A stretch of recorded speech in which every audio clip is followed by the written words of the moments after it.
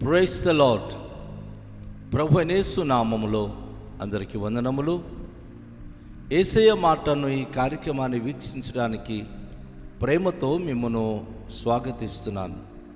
ఈ దినము అపోస్తుడైన పౌలు గలతీలకు రాసిన పత్రిక 4వ అధ్యాయము 12వ వచనం నుండి 20వ వచనం వరకు ధ్యానించుకుందాం.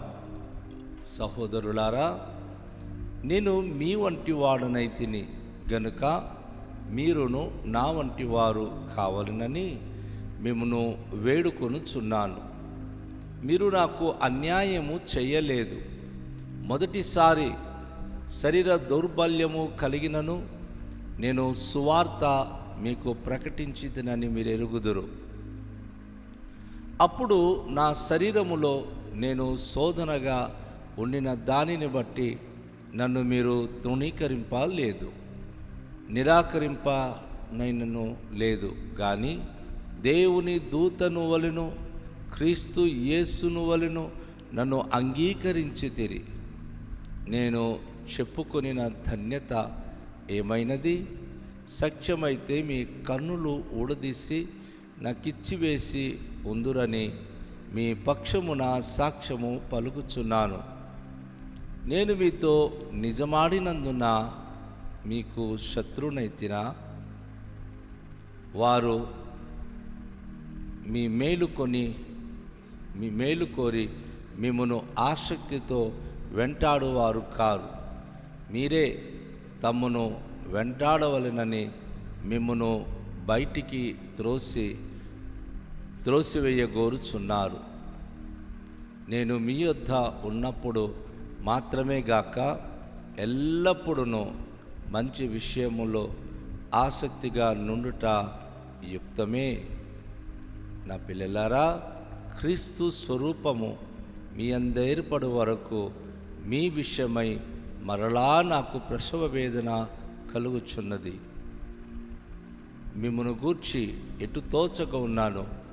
నేను ఇప్పుడే మీ మధ్యకు వచ్చి మరి ఒక విధంగా మీతో మాట్లాడగోరుచున్నాను. ప్రభునందు ప్రియమైన వాళ్ళారా, గలతీ సంఘం మీద అపోస్తుడు పౌలుకున్న ఒక ప్రీతికరమైన విషయం, ఆ సంఘము పౌలు భక్తునికి చేసిన ఉపచారమును గురించి ఆయన జ్ఞాపకం చేసుకుంటూ వారిని ఒకవైపు మెచ్చుకుంటున్నాడు, మరొక వైపు హెచ్చరిస్తూ ఉన్నాడు. ఆయన అంటున్నాడు, సహోదరులారా, నేను మీ వంటి వాడినైతిని కనుక మీరును నా వంటి వారు కావాలని మిమ్మును వేడుకొంచున్నాను. నేను మీలా మారిపోయాను.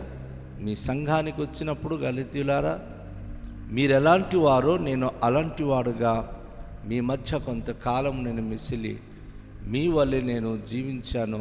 కనుక మీరందరూ కూడా నాలాంటి వారుగా మారిపోవాలని నేను మిమ్మల్ని వేడుకొనుచున్నాను. మీరు నాకు అన్యాయము చేయలేదు. మొదటిసారి శరీర దౌర్బల్యం కలిగినను నేను సువార్త మీకు ప్రకటించుతునని మీరు ఎరుగుదురు. నేను మీకేం అన్యాయం చేయలేదు. మీరందరూ నాలా ఉండాలని ఎందుకు కోరుతున్నాను? మీరు చేసిన ఉపకారం నా మనసులో ఉంది. మీరు నాకు అన్యాయం ఏం చేయలేదు. నేను మొదటిసారి వచ్చినప్పుడు శరీర దౌర్బల్యం కలిగినందున ఎలాంటి బలహీనతలు నాకున్నా నేను మీకు సువార్త ప్రకటించుతానని మీకు తెలుసు. ఏంటి అపోస్తులు పౌలుకున్న దౌర్బల్యము అంటే, తన కంటికి చాలా వరకు కళ్ళు మండుతో కంటి జబ్బు ఒకటి ఉండేది. రెండోదిగా తను ఎక్కువగా తరచుగా ఉపవాసం ఉండడం బట్టి తనకు కడుపు నొప్పి ఉండేది. ఈ రెండు బలహీనతలు తరచుగా తనను కృంగదీసేది. అయితే అలాంటి శరీర దౌర్బల్యం కలిగినను సువార్త మాత్రం ఆయన ఆపలేదు. దేవుని యొక్క పరిచయం మాత్రం ఆయన ఎప్పుడు ఆపలేదు. ఆయన ధైర్యంగా సువార్త ప్రకటించాడు. ఈ శోధనలో ఉన్నప్పుడు ఎవ్వరు కూడా ఆయనకి తృణీకరించలేదు, నిరాకరించలేదు. వారు ఎంత గౌరవంగా చూశారంటే, ఒక దేవుని దూతకు మేము పరిచర్య చేస్తున్నాం, యేసుక్రీస్తు ప్రభుకే మేము పరిచయం చేస్తున్నామని అంగీకరించి అంత గౌరవ మర్యాదలతో తన అనారోగ్యతలో గలతి సంఘం అతనికి ఆదరించి తన ఆరోగ్య విషయంలో వారు బాధ్యత కలిగి తన గురించి వారు తనకు ఉపచారం చేసినట్లుగా ఆయన జ్ఞాపకం ఉంచుకొని మాట్లాడుతూ ఉన్నాడు. వారు ఎంతటి తీర్మానానికి వచ్చారు అంటే, మీరు చెప్పుకున్న ధన్యత ఏమైంది ఆయన అంటున్నాడు. ఇప్పుడు వాళ్ళు తేడా వచ్చింది. ఆ రోజుల్లో అయితే సక్షమైతే, అయ్యా కంటి ఆపరేషన్ కనుక అయితే మా కళ్ళు ఊడబెరికి మీకు ఇచ్చేస్తామయ్యా అని చెప్పి వారు పలికారు. ఆ రోజుల్లో కంటి చికిత్స అనేది వారికి లేదు. 2000 సంవత్సరములకు పూర్వము జరిగిన విషయం ఇది. ఆ రోజుల్లో ఒకవేళ సాక్ష్యమైతే మీ కళ్ళు ఊడదీసి నాకు ఇచ్చేస్తారేమో.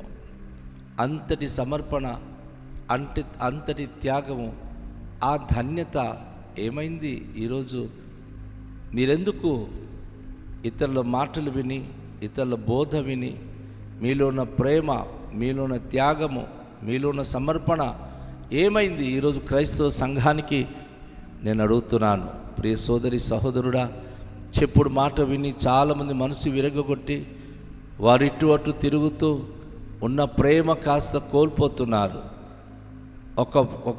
ఒకప్పుడు వారు సేవకుడు అంటే ఎంత త్యాగంతో మాట్లాడుతూ ఉంటారో, ఆ త్యాగము, ఆ సమర్పణ, ఆ యొక్క అద్భుతమైనటువంటి సమర్పణ ఎందుకో చూస్తుండగా కొన్నిసార్లు ద్వేషముగా మారిపోతుంది. అపోస్తలుడు పౌలు అంటున్నాడు, నేను మీతో నిజమాడినందుకు మీకు శత్రువునైతినా? ఉన్నది ఉన్నట్లుగా నేను మాట్లాడుతున్నందుకు శత్రువుగా మీరు చూస్తున్నారా? నేను మీకు శత్రు అయిపోయానా? ఒకప్పుడు మీ మనస్తత్వం ఎంత గొప్పగా ఉండేదో, ఒకప్పుడు మీ సమర్పణ, ఒకప్పుడు మీరు చేసే సేవ ఎంత మంచిగా ఉండేదో అది నేను జ్ఞాపకం చేసుకొనిచున్నానని చెప్పి ఆయన తెలియజేస్తున్నాడు. వారు మీ మేలు కోరి మిమ్మను ఆసక్తితో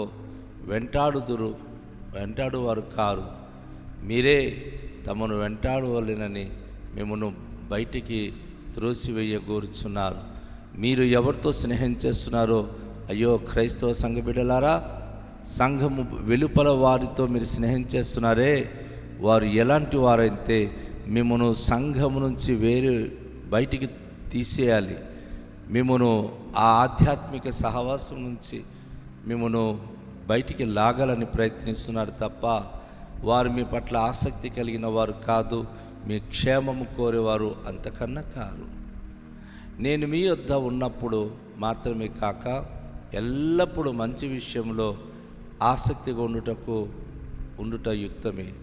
మీరు ఈరోజు నా దగ్గర ఉన్నారు లేరు అని కాదు, కానీ ఎల్లప్పుడూ మీరు మంచి విషయంలో ఆసక్తిగా ఉండాలని మీకోసం నేను ఆశపడుతున్నాను, ఆరాటపడుతున్నాను. మీ దగ్గర ఉన్నప్పుడే ఒక మాట్లాడతాను, దూరంగా ఉంటే మరొకలాంటి కాదు. ఎప్పటికీ మీరు అందరూ మంచిగా ఉండాలి, ఎప్పటికీ మీరు ఆత్మీయంగా ఎదగాలి, ఎప్పటికీ మీరు ఆధ్యాత్మికంగా జీవించాలన్నదే నాకున్న ఆశయాలని చెప్పి మరి ఇక్కడ అపోస్తుడైన పౌలు తెలియజేస్తూ ఉన్నాడు.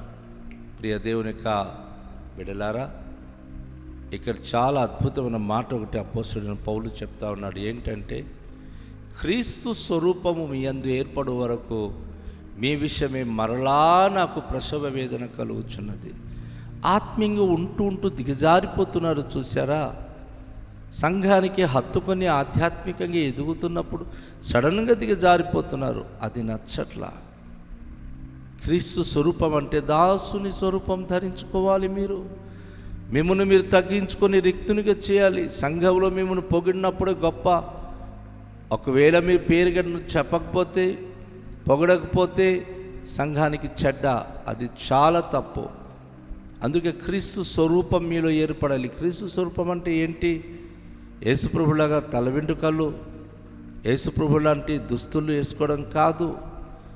యేసుప్రభు లాంటి స్వరూపం అంటే, స్వభావం అంటే దాసుని స్వరూపం ధరించుకొని మనల్ని మనం తగ్గించుకొని దీనులుగా సంఘములో కానీ సమాజంలో కానీ మనల్ని మనం రిక్తునిగా చేసుకొని తగ్గింపు జీవితం కలిగి ఉండాలి. ఈరోజు ఉన్నారా? చిన్న ఏ విషయంలో అయినా కనుక సంఘములో మన పట్ల చిన్న వ్యత్యాసాలు కనిపించినప్పుడు సంఘం మానినంతగా తయారైపోతున్నాం. సంఘానికి వ్యతిరేకంగా మాట్లాడే స్థాయికి దిగజారిపోతున్నారు. అందుకే అపోస్తలుడు పౌలు అంటాడు, క్రీస్తు స్వరూపం మీలో యందు ఏర్పడాలి. యేసు ప్రభు ఏ విధంగా అయితే తగ్గింపు స్వభావముతో ఏ విధమైనటువంటి దాసుని స్వరూపము ధరించుకున్నాడో, క్రైస్తవ సంఘమా మీరును ఆ స్వరూపము ధరించుకొని ఆ స్థితిలోనికి మీరు రావాలి అనేదే అపోస్తలుడు పౌలు మనకు ఇక్కడ ప్రస్తావిస్తున్న మాట. మిమ్మల్ని గూర్చి ఎటు తోచక ఉన్నాను, నేను ఇప్పుడే మీ మధ్యకు వచ్చి మరొక విధంగా మీతో మాట్లాడగోరుచున్నాను. అసలు మీకు చెప్తున్నానే కానీ మీ విషయం ఎటు తోచట్లేదు, నాకు ఏం చేయాలో అర్థం కావట్లా. కొంతకాలం ఆత్మీయంగా మంచిగా ఉంటున్నారు, ఒక్కసారిగా దిగజారిపోతున్నారు. ఎప్పటికీ ఆధ్యాత్మికంగా ఒకే రీతిగా ఉండేటట్లుగా మీరు చూసుకోవాలి. ఎవరు పొగిడినా పొగడకపోయినా, ఎవరు గౌరవించినా గౌరవించకపోయినా, క్రీస్తు స్వరూపం ధరించుకున్న వ్యక్తులు క్రీస్తు వైపే చూస్తూ అన్ని వేళల అన్ని విధాలుగా వారు ఒకే రీతిగా ఉంటారు. ఆ స్థితి మీకు నాకు మనకు కావాలి. ఆ అనుభూతిలోనికి మనం రావాలని ప్రభు మనకు ఈ వాక్య భాగం ద్వారా తెలియచేస్తూ ఉన్నాడు. అపోస్తలుడు పౌలు అసలు ప్రతి విశ్వాసి క్రీస్తు స్వరూపం ధరించుకోవాలి, క్రీస్తు వలె జీవించాలి. ఇది అపోస్తలుడు పౌలుకున్నటువంటి ఆశయాలు. అందుకే మీ గురించి నేనేం చేయాలో ఆలోచిస్తున్నాను. నేను ఒకవేళ వస్తే ఏ విధంగా మీకు చెప్పాలని ఆలోచిస్తూ ఉన్నాను. ఎందుకంటే ఎటు తోచని పరిస్థితిలో నేనున్నాను. నేను మీకు మరొక విధంగా చెప్పాలని ఆశపడుతున్నాను. కానీ నా బిడ్డలు మీరు క్రీస్తు స్వరూపము మీలో ఏర్పడాలి. అది నాకు నా ఆశయాలు. సో దేవుని ప్రియ సంఘమా, ప్రియ దేవుని బిడలారా, క్రీస్తు స్వరూపంలో ఏర్పడాలని రండి, తలలుంచుకొని దేవుని మహోన్నత నామానికి మనము ప్రార్థన చేసుకుందాం. మికిలి దయగల పరలోకపు తండ్రి, వినవాక్యమును బట్టి క్రీస్తు స్వరూపమాయందు ఏర్పడి మేము క్రీస్తు వలె అన్ని విషయాల్లో ప్రభు తగ్గింపు జీవితంతో ప్రభు దాసుని స్వరూపం ధరించుకొని ప్రభా అన్ని విషయాల్లో మేము భరించి సహించేవారమై ఉండే భాగ్యం అనుగ్రహించండి. అతిశయమంది మాలో ఉండకుండా, ప్రభు ఆవేశం మాలో ఉండకుండా, ప్రభు తగ్గింపు జీవితంతో మీకే మహిమకరణ జీవితం మాకు ప్రసాదించుమని, వినవాక్య ప్రకారంగా మమ్మల్ని బ్రతికించుమని యేసు నామములో ప్రార్థిస్తున్నాము తండ్రి, ఆమేన్. అందరికీ షాలోం. ప్రభు మనను దీవించునుగాక.